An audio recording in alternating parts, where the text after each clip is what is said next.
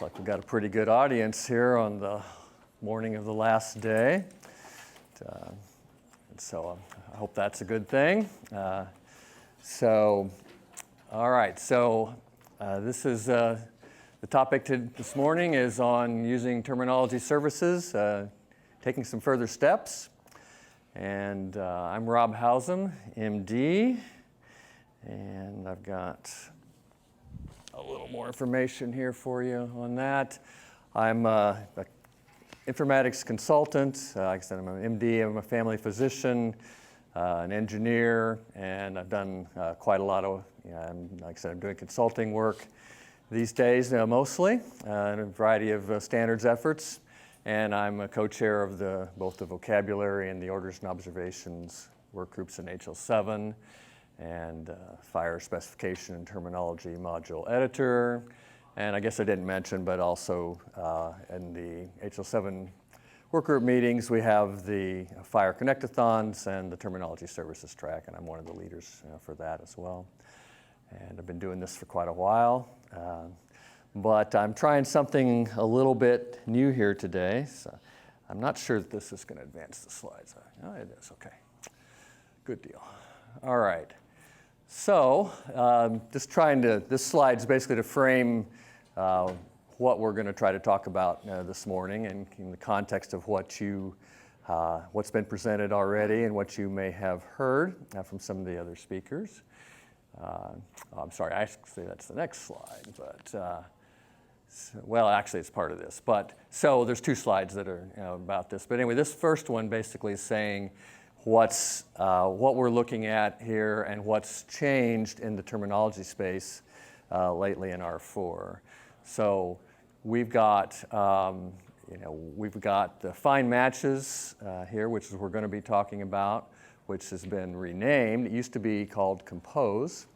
So it's not really a new operation in R4, but it does have a new name. And we did that basically to avoid some confusion, because there's a little notion of compose in a value set, and we want to avoid any confusion with that. And so in operation, we changed the name to this. We might already get some opinions as we go about whether that's a good name or not, and what we think about that, because that's definitely one of the things I want to kind of get some input on. Hopefully, I want to make this. We've got a pretty good sized group here, but I want to make this as interactive as we can. So I'd love to hear questions and opinions on things. But we've also added a new validate code operation in the space. We already had one in value set, now we have one in code system, so it's a new addition for R4. So this next slide, let's see, go back, okay.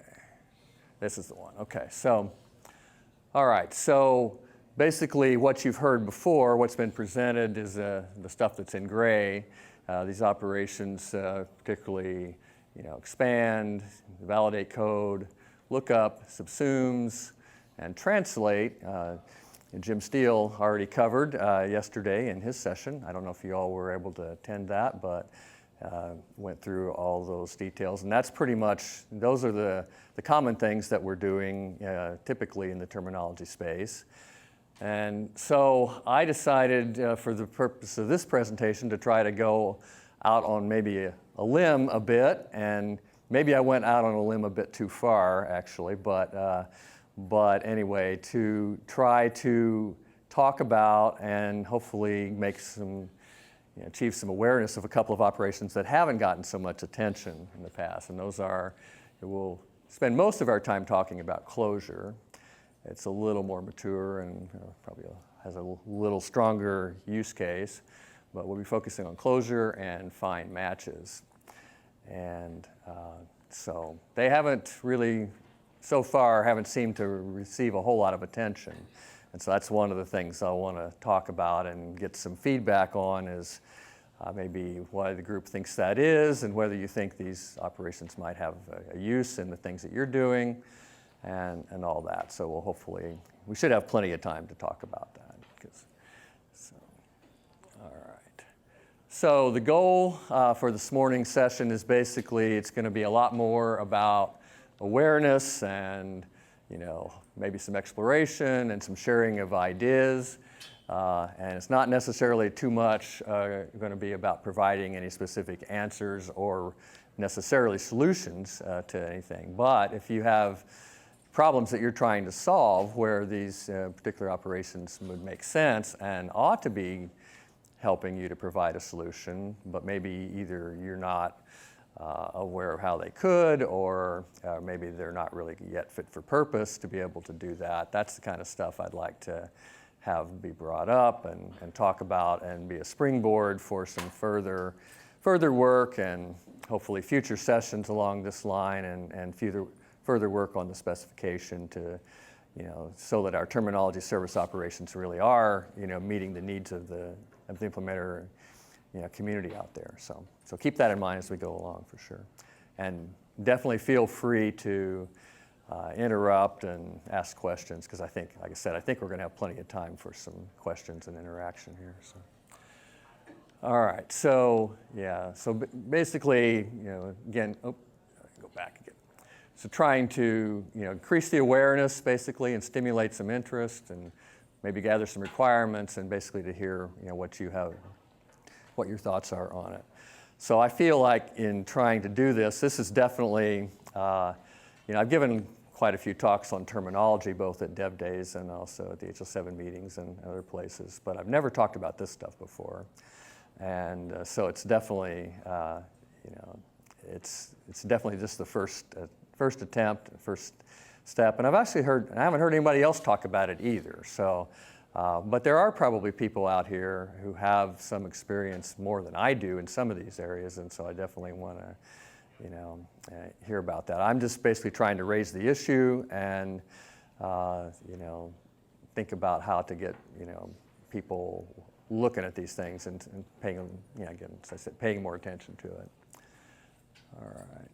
So, first thing I'd like to do is ask a question, and that is, for the group, basically, kind of two questions in one, but how and also why. Why would I want to use these operations, closure and find matches? And I'm going to kind of leave that open, and does anyone have an answer for that? Any thoughts about that? Where would you use it? I didn't see the first presentation. So where would you, how? Well, this question is assuming that maybe you have already looked through the specification and maybe know a little bit about what these are. We'll talk about that, but if you don't know, then obviously, that makes sense. I mean, I would suspect that, maybe most people don't know. In fact, maybe a quick show of hands might be kind of interest there. I mean, how many people have heard of closure operation? Okay. So we've got maybe a little less than half. How many people feel like they really know what closure is all about and supposed to be? So we got 2, okay, which is about what I expected, yeah. I heard about it on the previous slide. Yeah, exactly. And what about find matches? How many people had been aware of that before coming in? All right. Okay, just a handful. All right. So all right. So that's pretty much what I expect. What's that? Yeah. So let's move on a little bit. So the first thing we have to answer here is, what are these things?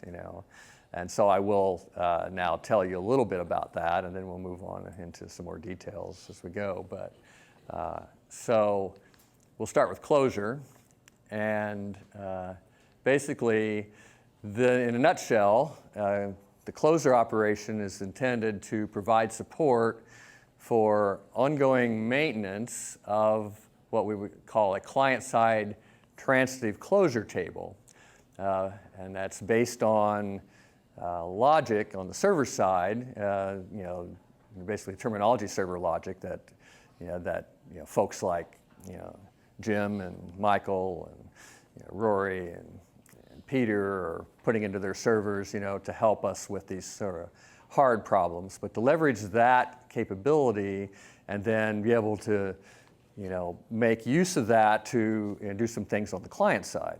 So that's what the idea of closure is about. Now that probably doesn't give very many of you a whole lot more idea than you had before of what it's going to do. So we'll try to drill into that a little bit farther.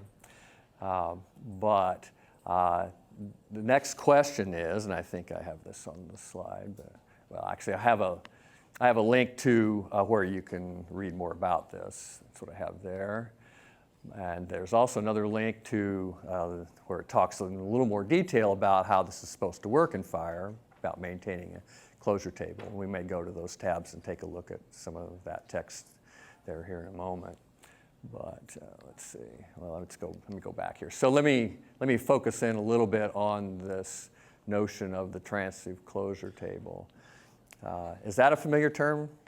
How many people raise your hands if that's at all familiar? Okay. Yeah, again, only just a handful. So I'll try to explain that a bit. And this is to be a good time if if the explanations are a bit too arcane or esoteric, ask questions and say, hey, I don't quite get what this is. So please go ahead and do that.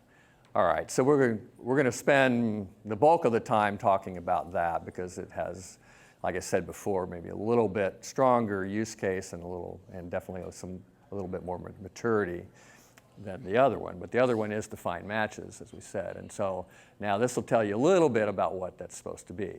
So the idea is given a set of properties and text, and these would be code system properties. So things that, say, the SNOMED folks might have defined for SNOMED CT, or I see Dan's here from Reagan Streif with Loink, and Loink has a lot of properties, and that you can now are being exposed in FHIR, APIs, and those can be leveraged, and so they can be used for this operation.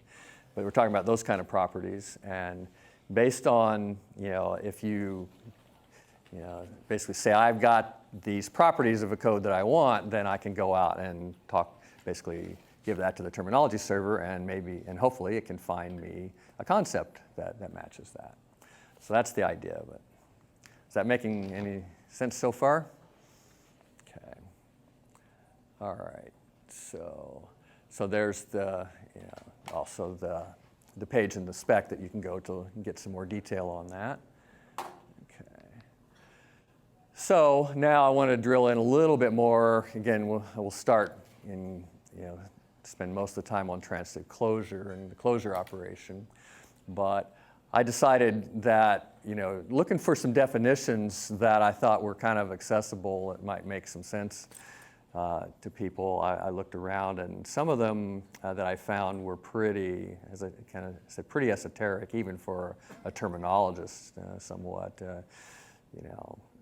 Of course, it talks about graphs and traversals and various other kinds of things and in some mathematic terms and all that. But SNOMED has this definition, and SNOMED's got a rich ontology, hierarchy, basically. And what they say is that the transitive closure is the complete set of relationships between every concept and each of its supertype concepts. So that would be its immediate parents and its other ancestors, including grandparents or whatever you would want to call them, but up in the hierarchy.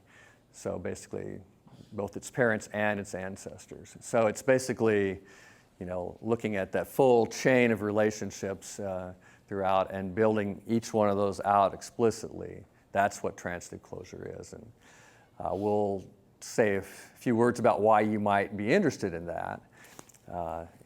It is something that a lot of people do have some interest in for their applications. Okay, so the next follow-on to that is why would you want to use it?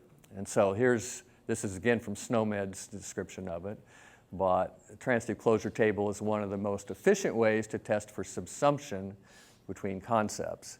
And again, I know Jim certainly talked about subsumption yesterday, and pretty much all of our terminology talk about that. So I'm assuming that most folks probably know something about what that is. But basically, I guess have a picture of it here right handy. Although we can pull it up in a browser here in a moment and look. But Yeah, but basically if we've got, we've got it's not a tree, but a graph basically starting at the top of the high-level concepts and then moving on down, you've got, you've got basically, subsumption is basically I've got a high-level concept and it includes the notion of all the things underneath it basically. So the high-level concept subsumes the ones below it. So if you've got something like pneumonia as a concept, then it may have children or descendants of special types of pneumonia, like left lower lobe pneumonia or viral pneumonia or staphylococcal pneumonia or something like that. And all of those more specific concepts would be subsumed by the higher level concept pneumonia. And so to be able to deal with that in reasoning and terminology, then you've got to be able to basically traverse those links, those relationships between those concepts to see what is included. So if you want to do decision support on pneumonia, then you need to be able to deal with all the different types of it, no matter how they're coded in an electronic health record. And doing this kind of stuff in the terminology server can help you to do that. But it can be expensive if you having to go out and hit a separate terminology server frequently or all that. So if you can do stuff on your application locally, then you may be able to improve your performance a lot. So I got a question, Mark.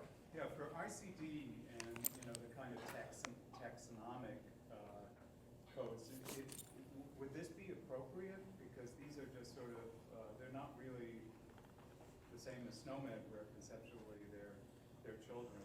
Yeah, that's actually a really good question, and I think I'll give a stab at an opinion, and I'd like to hear other opinions because I have a feeling there might be some differing opinions in the room, but potentially. But I would say that I think it might be possible to do that with ICD, but typically most people would suggest it might not be a good idea because ICD is a classification. It's not really designed with an ISA and subsumption-based hierarchy in mind.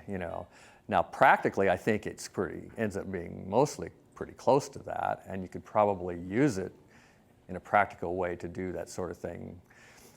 But actually, I know maybe somebody out in the audience can remind me, but I don't remember did we say it was a classification in the code system resource? I think we did, and if we did, and didn't say that it was a subsumption, or an ISA relationship, then the subsumption operation wouldn't work on it in FHIR. So. No closure, right? What's that? No closure.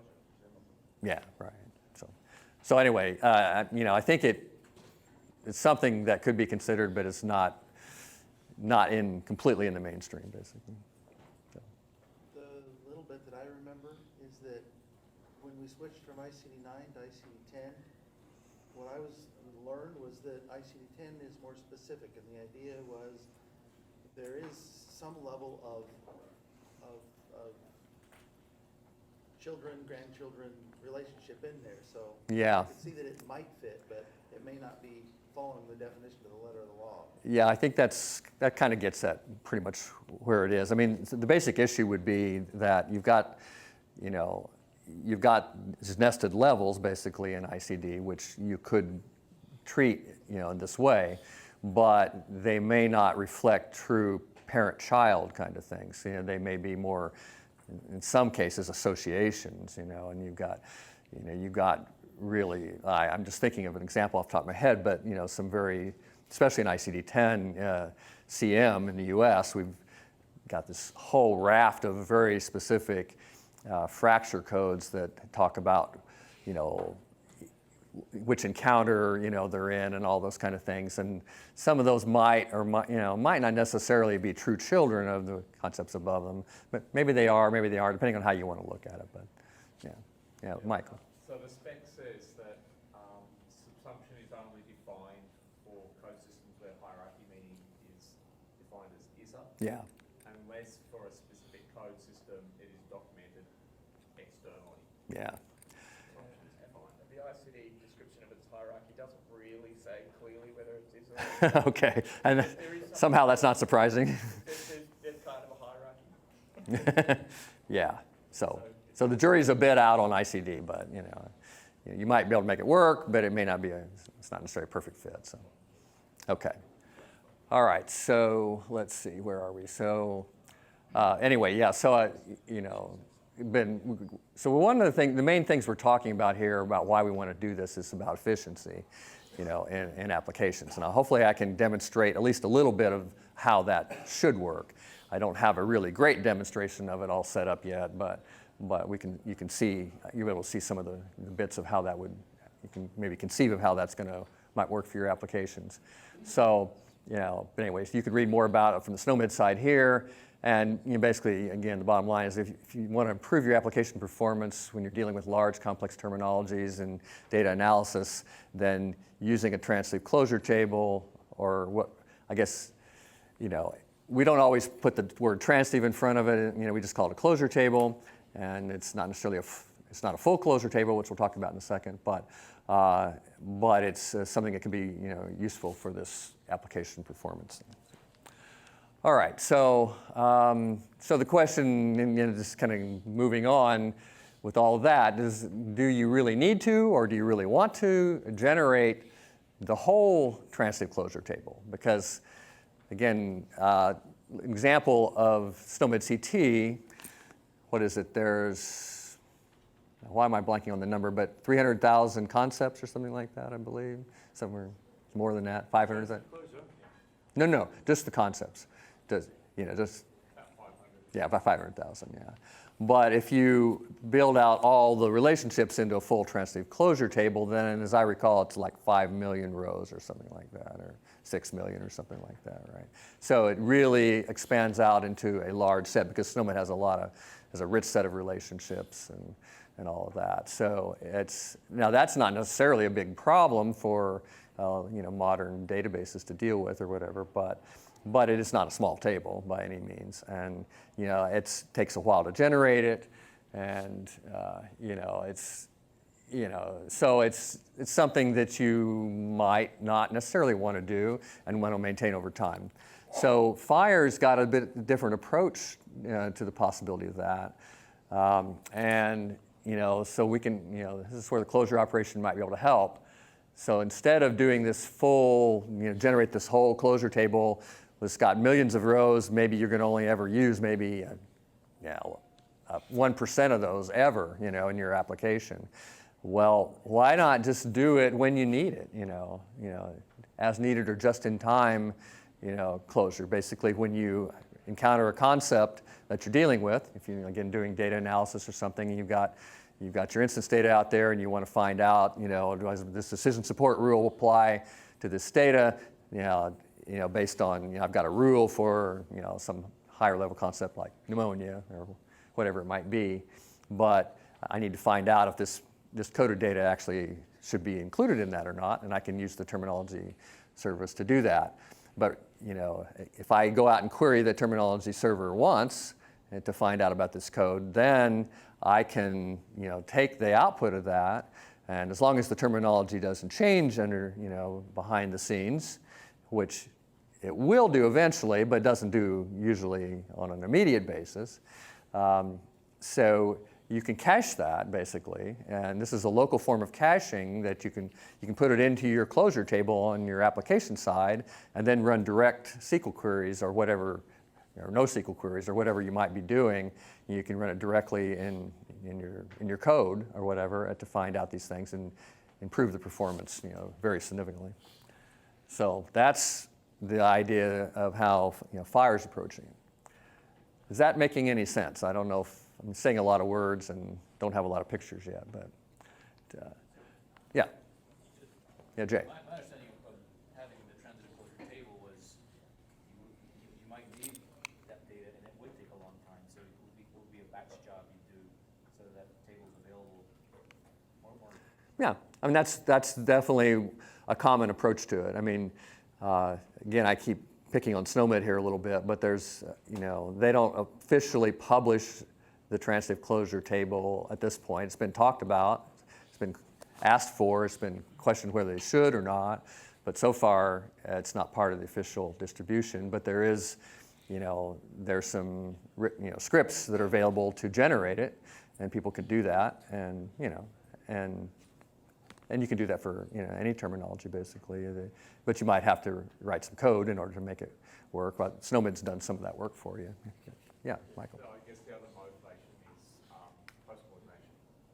Yeah, and that's, you want to say any more about that? Well, I'm, if you were to do post-coordination with Snowman, then you wouldn't have seen that. You wouldn't have seen it yet. Before to have it in your closure paper. Yeah.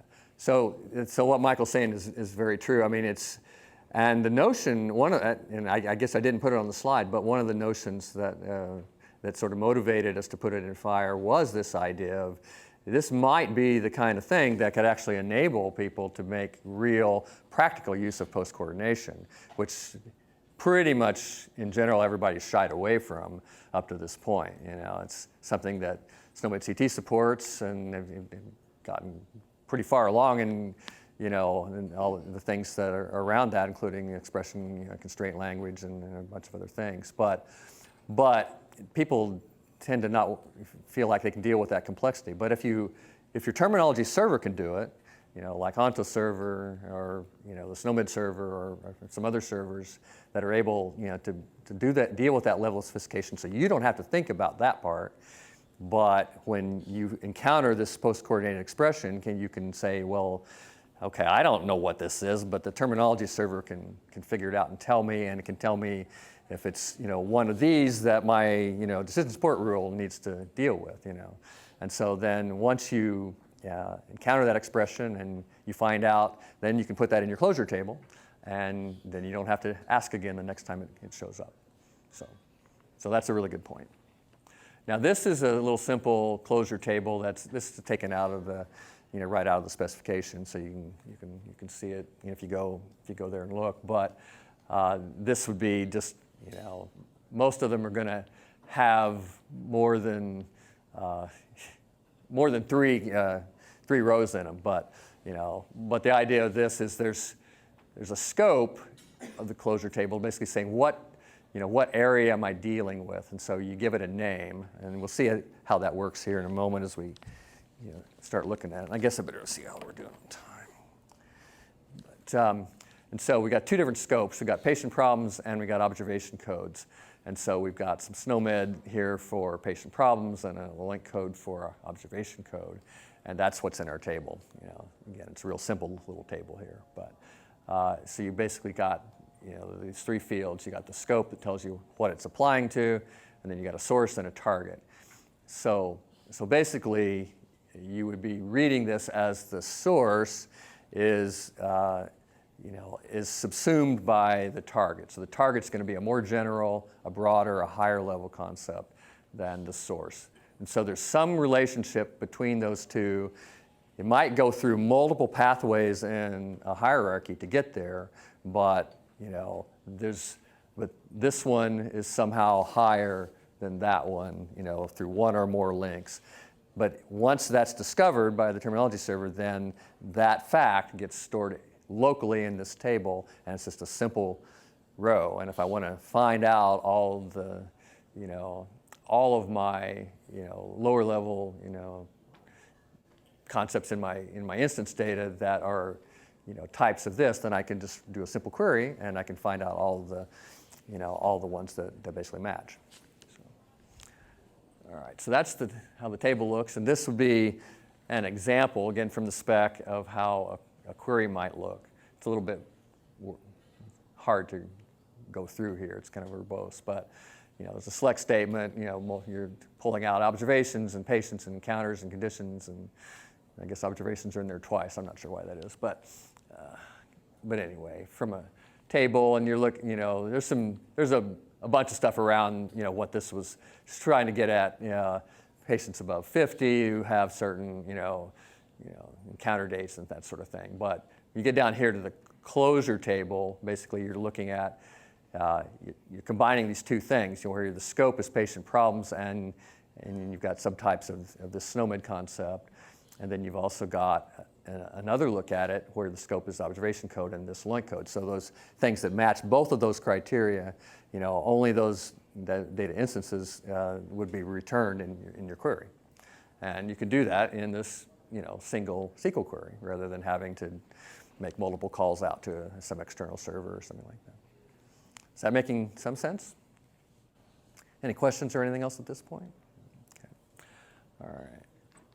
So now I'm going to see, do a little quick demo here of what this is, how this is supposed to work, and at least it's going to be pretty simplistic.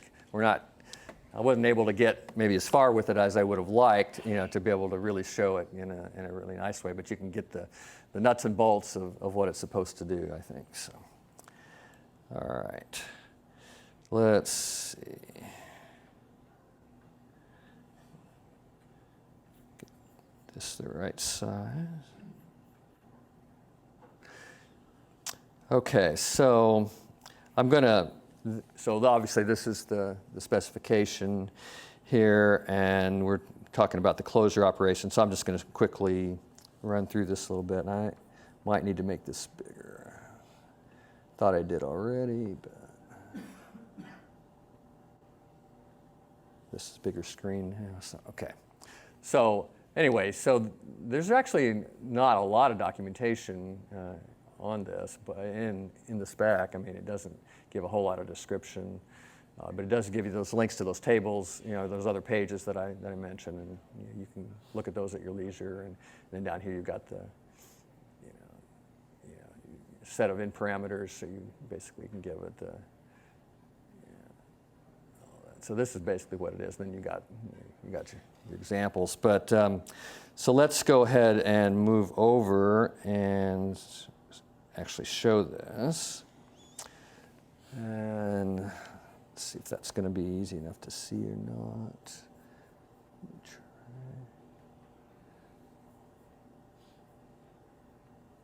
So I'm running this in Postman, and actually, I have to get out my glasses so I can see it.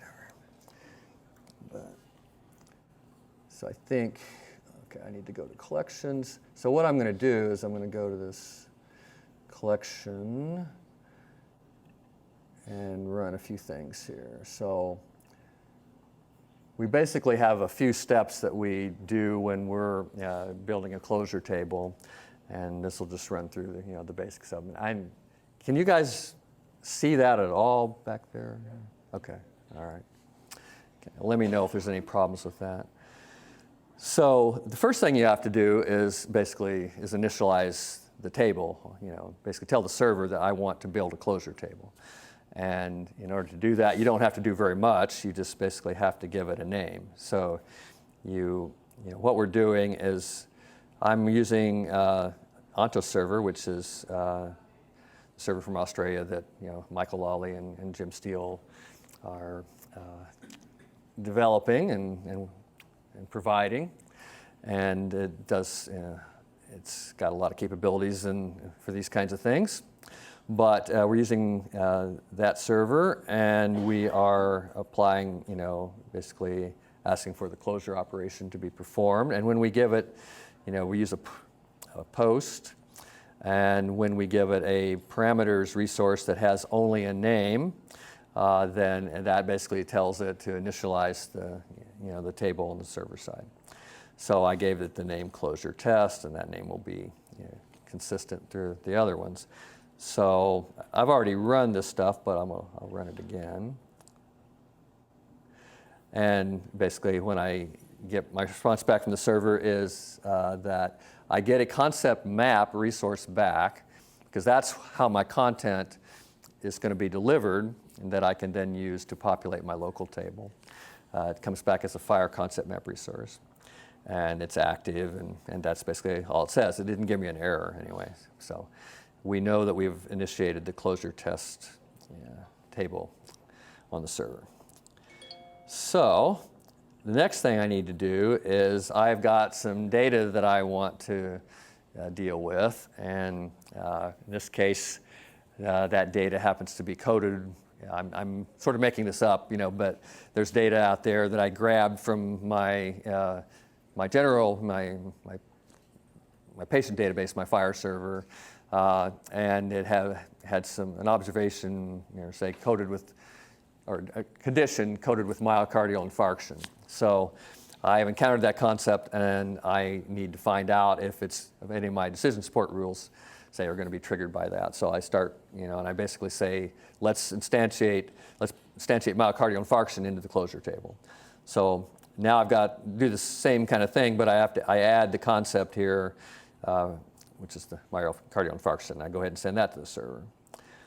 And the response looks basically identical at this point. Again, don't get any errors. It says it's active and all that. But now that concept should be in the table. So now I want to apply my decision support rule, maybe. And in this case, with this example, this rule might be dealing with all kinds of, disorders of the heart. Probably isn't a rule exactly like that, but anyway, it's a higher level, code that I'm, dealing with. And now I want to find out if there's a relationship between those two codes. And so let's see, this is actually so this is the parameters resource again. And so I basically give it the same name, and then I add this additional concept. It's not, it's the new one. We don't repeat the one we did before, but we'll go ahead and send it to the server. And then I get a little more interesting output. So I still get a concept map back, but this time it's got some additional information in it. And so again, you see our source and target. We're dealing in both with SNOMED CT, and we've got version specified here too. But then we've got in our group. Then we've got the element with the target. The code. This code, which is the original one, and then the target code, which is the target code down here, which is the structure, the structural heart disease, subsumes. That's the equivalence relation that you see here. So it's saying that this target code subsumes that original code that was being checked. That would be the myocardial infarction. So it's starting to do some, the terminology server is telling me this. So then I need to take that knowledge that it's given me and decide, do something with it. I could just take it and look at it and throw it away, but that's not the purpose of what we're doing here. We're saying we want to keep that around so that we don't have to ask the server again the next time we see this. And so we need to put it in, somewhere on our client side. And I don't have a full-blown client app here to show you or anything like that, but I do have I've created a little simple database, and let's see. Let me go. So basically, if we look at the table here, let me do that. It's already pre-populated with some data, but basically the first thing that we put in here was that row we just returned from the closure operation. And so I believe that should be row number 1 right here. Yeah, it's the same concepts. Everything in here is for that closure test scope. We could have other scopes in here. We could, all that. But we put that first row in after the first one. And so now that's stored locally, and I can use that. And so then we would go back and say, well, okay, now I've encountered some additional codes. I've got 2 new codes that, in my data that now I want to see if there's any relationships with any of those previous codes. So I will go ahead and send those to the server. Okay. All right. And when I do that, then I get back even more output. So I don't get the same output back that I got before. I get some new relationships, new rows. So I've got 2 new concepts that subsume this target, and then 2 more that subsume that target, And again, you can't see what these all are. You can go back and look at the originals and figure all that out.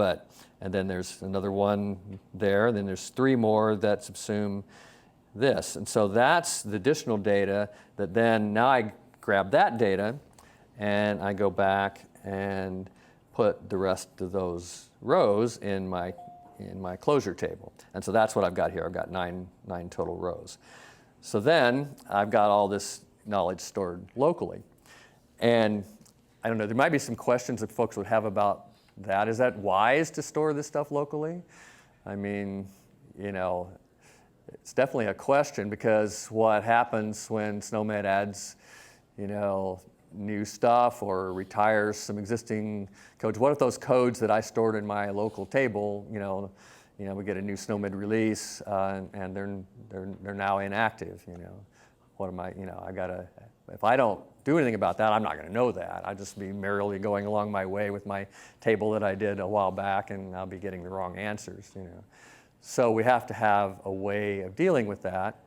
And I don't have a whole lot of details about that in the slides, but basically the server has a way to tell you that in the output, from calling closure. Basically, if it knows that this new SNOMED release has come out and the data's changed, then it will basically tell you need to reinitialize your table so that you can build it back up again with the new stuff. So you're not going to have out-of-date information to deal with. Or if you have a reason why you need to do that, you can also, we'll see in a moment, but you can send a special value there to reinitialize it as well and start over from scratch. And there may be reasons to do that locally. So that's the way to deal with the stale data issue and all that. And so I've worked on similar things in my previous life, doing decision support work. Startup company back in Utah for a while. We were doing infectious disease management, and we built, it was long before the days of FHIR and terminology services were kind of in their infancy, but SNOMED was around, and we were using SNOMED, and we built an architecture and did basically this same kind of thing. It didn't call it exactly the same, didn't have operations to call on a REST endpoint or anything like that, but basically we would we would be comparing two concepts and looking for that that hierarchical relationship, and when we found it, we would cache that locally so that we have better performance when we hit them next time. So it's exactly the same idea, and it actually works pretty well. Okay, so let's see how we're doing. We are actually, I guess, out of time probably. So,